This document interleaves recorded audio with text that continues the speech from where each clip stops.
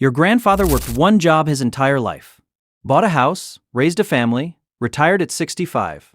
You have a degree, a job, a LinkedIn profile, and 3 side hustles.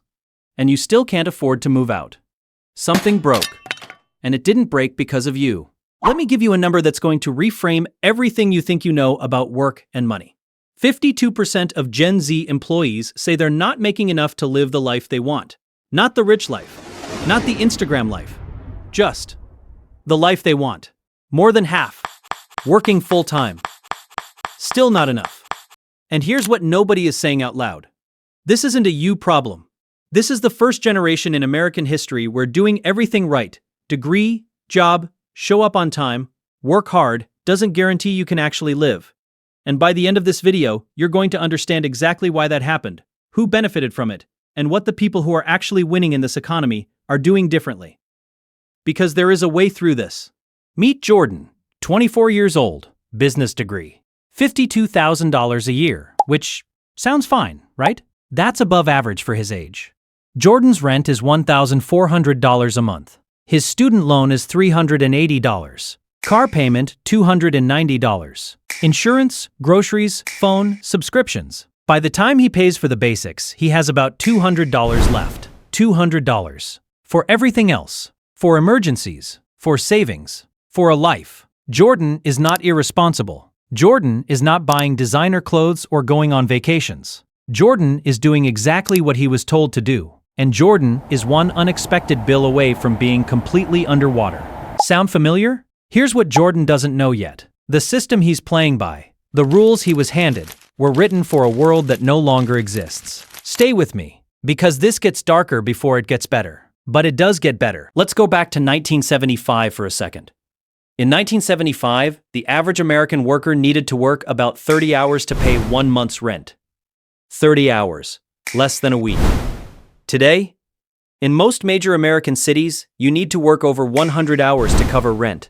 Same country, same concept, completely different math. What changed? 3 things happened at the same time, and the combination of the 3 is what created the world Jordan. 30%, 7 out of 10 people who did everything right, 4 years, the debt, the internships, and still couldn't find the job they were promised.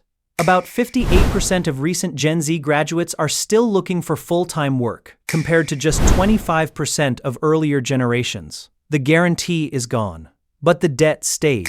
Thing 3, the jobs themselves changed. Entry-level job postings have fallen 29 percentage points since January 2024. 29 points. In 1 year. Why? AI. Overhiring during the pandemic. Companies tightening. And a labor market that hasn't figured out what it needs yet. 76% of employers reported hiring the same number or fewer entry-level employees in 2025 than in 2024. The bottom rung of the ladder, the one Gen Z was supposed to grab, is disappearing. So, let's recap what Jordan is dealing with. Wages that haven't kept up with costs. A degree that cost more and delivered less. And a job market that's actively shrinking the opportunities available to him. Jordan didn't fail the system. The system failed Jordan. And now the question is, what does Jordan do about it? Here's where it gets psychological. And this is the part most finance videos completely skip. When you're in Jordan's situation, working full-time and still barely surviving, your brain does something really specific. It goes into scarcity mode. Scarcity mode is what happens when your brain perceives that there isn't enough money, enough time, enough options. And when your brain is in scarcity mode, it narrows. It focuses obsessively on the immediate problem. This month's rent, this week's groceries. And it literally loses the ability to think long-term. Princeton researchers ran a study on this. They found that financial scarcity consumes so much mental bandwidth that it's equivalent to losing 13 IQ points. Not because you're less smart, because your brain is running a background program called Survive This Month that never turns off. And here's what scarcity mode does to your financial decisions. It makes you take the safe job instead of the better opportunity. It makes you avoid thinking about investing because the future feels irrelevant when the present is on fire. It makes you spend impulsively, because when you feel deprived, your brain demands small rewards just to keep going. Scarcity mode is not a character flaw. It's a survival mechanism. But it's also the thing that keeps people stuck. Because the only way out of the system Jordan is trapped in is to think differently than the system expects him to. And that starts with understanding something that almost nobody in Jordan's life has told him. So what does that structure actually look like? 4 shifts. Not 4 jobs. 4 shifts in how you think about income and work. Shift 1. Stop thinking about jobs. Start thinking about skills. A job is a container. A skill is portable. The people who are winning in this economy aren't loyal to companies. They're loyal to their own capability. What can you do that someone will pay for, outside of your current employer? That question is worth more than any salary negotiation right now. Shift 2. Your first extra income stream should take 0 extra hours. Before you start a side hustle, look at what you already know. Your job teaches you something. Your degree taught you something. Your hobby teaches you something. Freelancing one skill you already have. 1 hour on a weekend is worth more than any course you buy about passive income. Start with what already exists inside you. Shift 3. Build a financial floor, not a financial ceiling.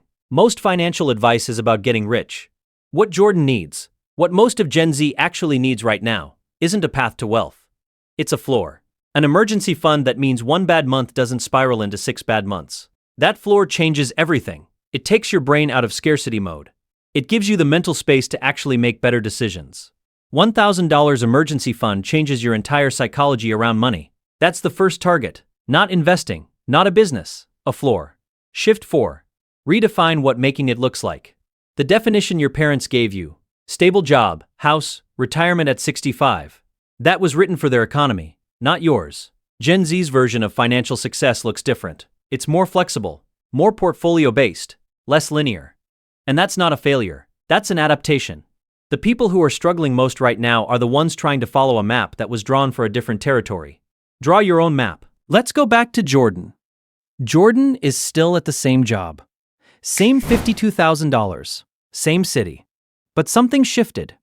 He spent one weekend turning what he already knew, from his job, from his degree, into one small freelance project. Made $300. It took 6 hours. He didn't quit his job.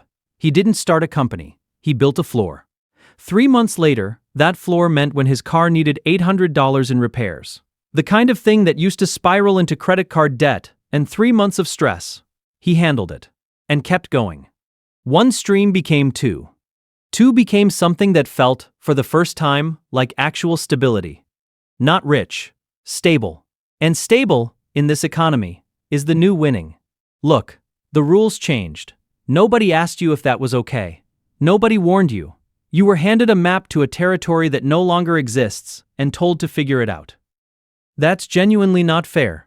But fair stopped being relevant. What matters now is whether you understand the actual terrain, and whether you're willing to navigate it on its own terms, instead of the terms you were promised. Only 12% of recent Gen Z grads had a job offer lined up before graduation, making them 3 times less likely to have something ready than the generations before them. Vidpros. You are not behind. You are early, in a new economy that hasn't finished forming yet. And the people who figure that out now, not in 10 years, now, are the ones who are going to look back on this moment as the turning point. Subscribe. Because next week we're going deeper on the one financial move that changes everything for Gen Z specifically, and almost nobody is talking about it yet. See you there.